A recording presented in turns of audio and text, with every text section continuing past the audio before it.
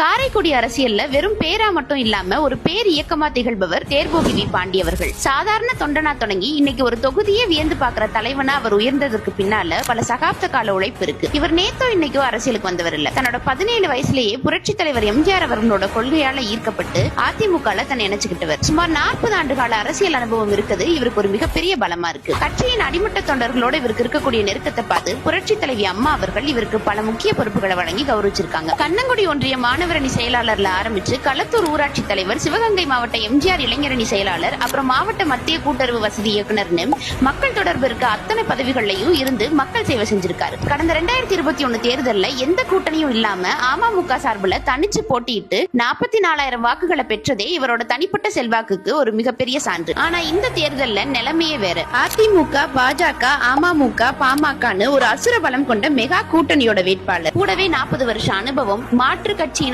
விரும்பி பேசுற ஒரு பண்பாளர்னு அனைத்தும் இவருக்கு சாதகமா தான் இருக்கு. 2026ல அமமுக சார்பில் களமிறங்கக்கூடிய தேர்போகி வி